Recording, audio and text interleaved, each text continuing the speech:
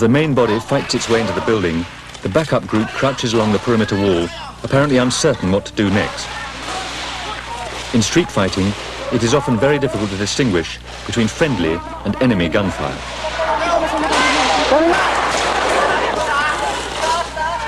The guerrillas see two unidentified men behind them. They are government soldiers, and seconds later both open fire. Under the hail of bullets, the guerrillas freeze in panic, and for a moment, I lose my sense of detachment.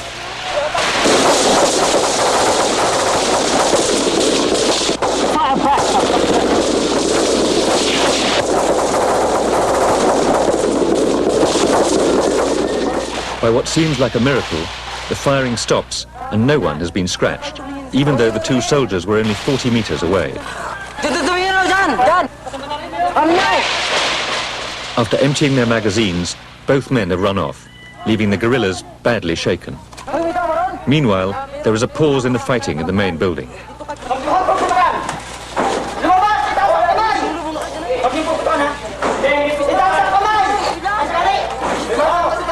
One of the policemen surrenders.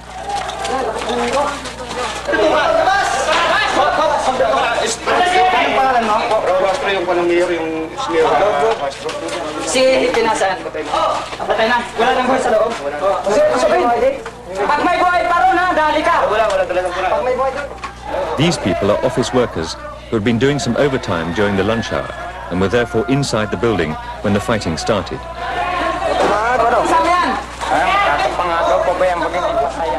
After reading the policeman's ID card, they realize that he is one of the 5 men on their wanted list. There are still some people in the back of the building.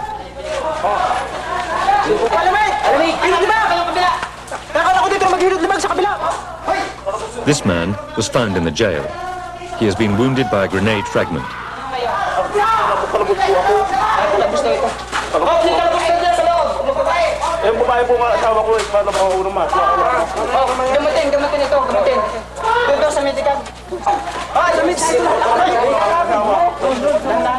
At the time of the attack, he was being visited by his wife and small daughter.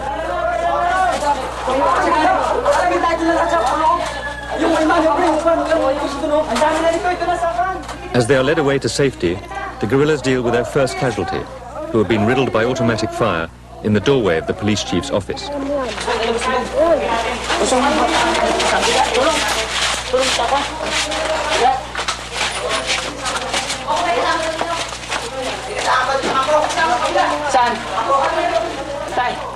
It turns out there are still some soldiers in the complex.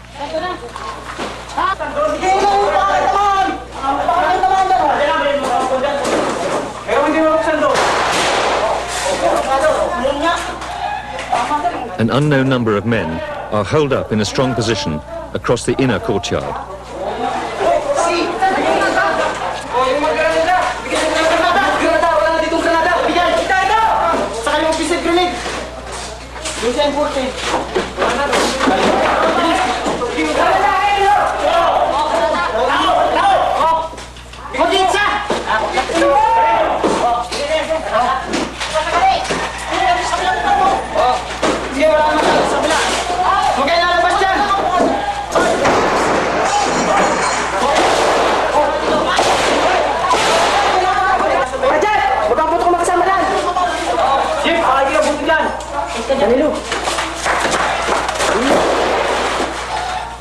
According to the guerrillas, this level of resistance is most unusual.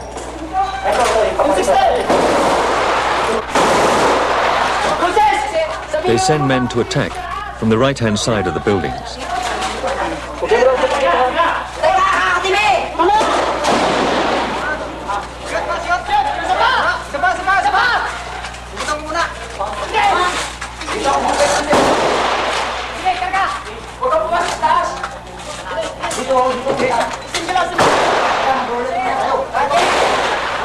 They are short of proper hand grenades. This one is made from a sardine tin.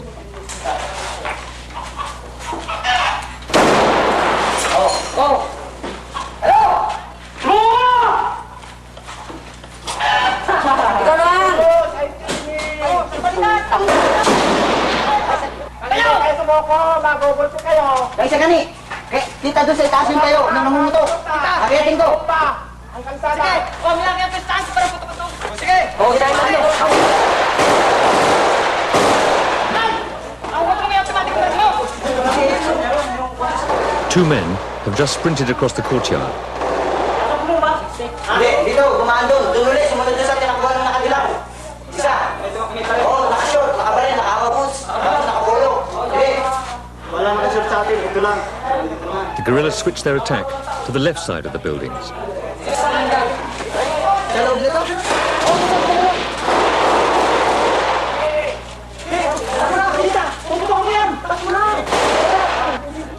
However, the government men have a very strong position and the guerrillas take casualties.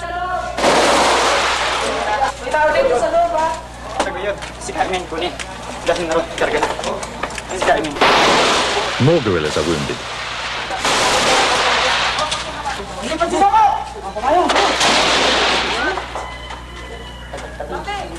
Natin. Yan lang. Ayaw sumuko, matigas. Ayaw sumuko, susunod na. They're now going to use Molotov cocktails. Hindi kaya tayo marunong gumamit. Sige. Itsahan natin. The guerrilla commander is trying to throw them into another building through a small window, but most bounce off the roof.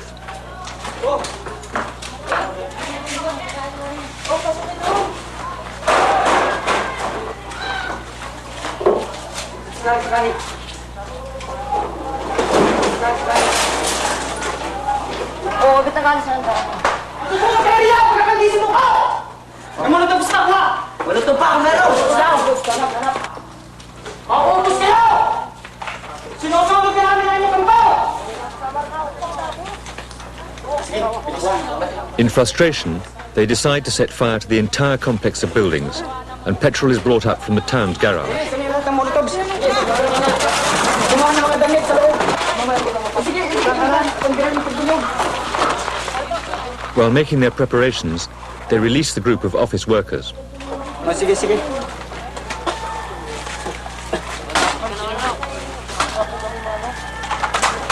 Oh, konti bilis kayo. Kakan!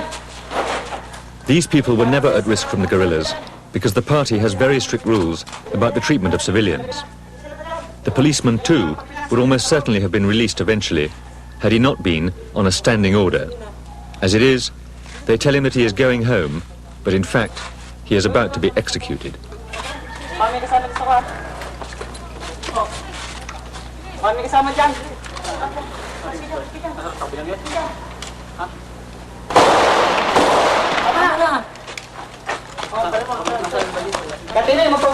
They continue with their preparations to set fire to everything, but because they are worried about causing an uncontrollable fire in the town, they decide to make one final assault. Saan ba ito? Sa loob? Sabi niya. Sa loob nito. Ha? Kalisin mo yung sa loob ba ito? Sa loob? Oo. Dali ko na. Ay, ito. Saan nilagay dyan? Yan. Dito. Dito sana.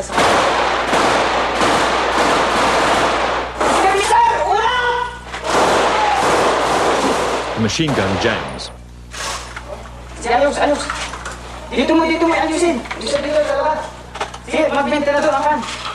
Sige, Rex, punta rin.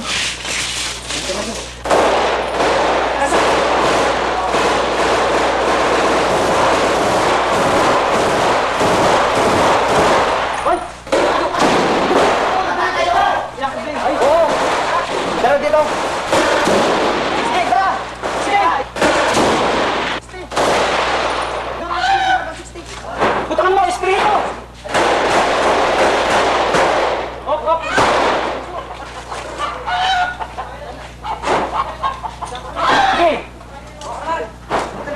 Sige, halin nyo na kayo, halin nyo na.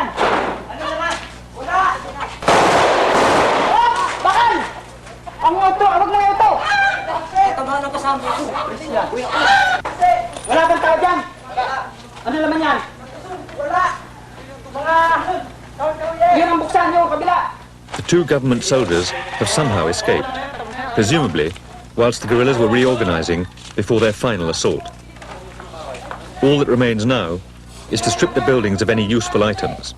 In one room, they find a safe. They suspect that it contains secret documents and perhaps even some money. Dito, Guerilla, no?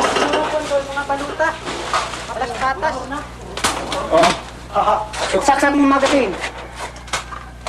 Wala na bala. Haltak. Yan.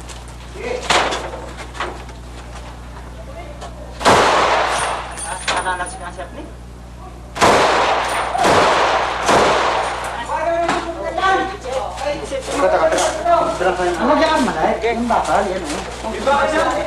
What they really need is a couple of ounces of plastic explosive, but like so many other things, there is none available. They are forced to abandon the safe, but later, among the huge pile of documents that they have taken, they find all the counterintelligence files. The priority now is to get clear of the town as fast as possible.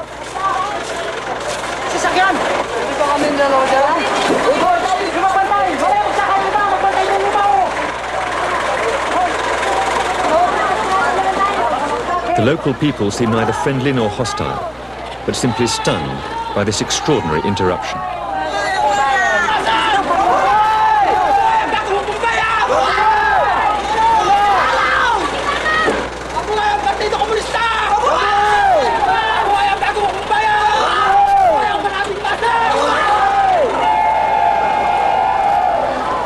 However, as they finally leave, the guerrillas are given a ragged cheer.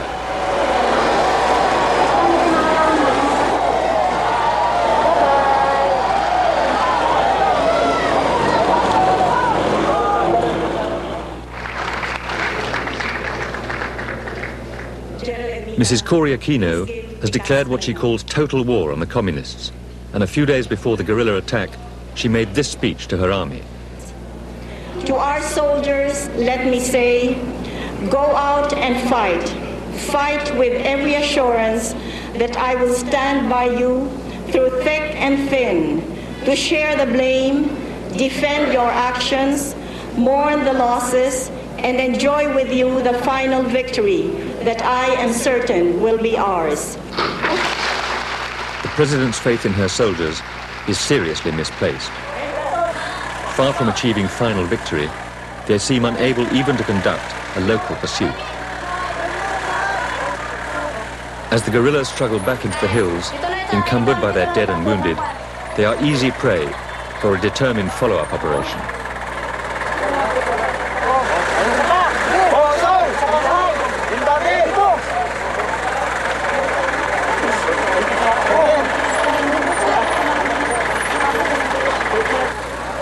However, the Army Relief Force takes more than 24 hours just to reach the town, even though the nearest garrison is a mere 3 hours' drive away. As for a pursuit, they were to do absolutely nothing.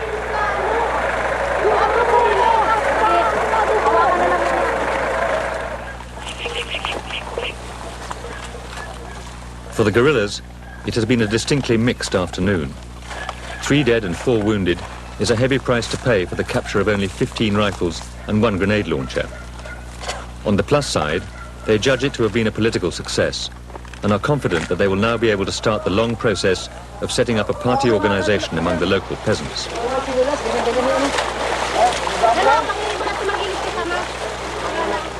Nevertheless, the atmosphere is very subdued.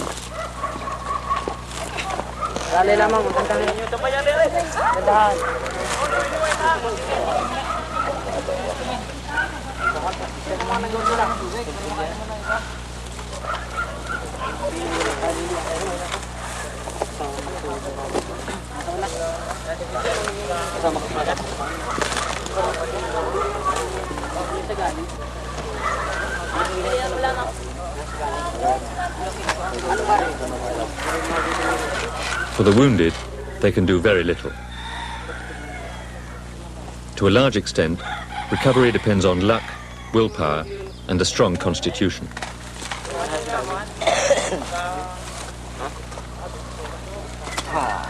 Ano kaya? Pwede na ito yun lang ha?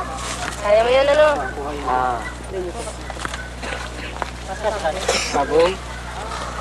Gusto mong bumangon?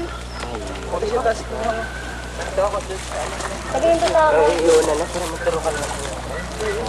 Abong. Kaya mo yan, ano? Ay, sagani. Kaya mo yan, ano? Pwede na ilakad to. Pwede na lumakad. For the fit and healthy, there is a special treat. The quartermaster has laid on tin sardines, one small tin between 6. They intend to smuggle this man into a hospital through at least 8 army checkpoints. It will take them more than 2 weeks to get in there.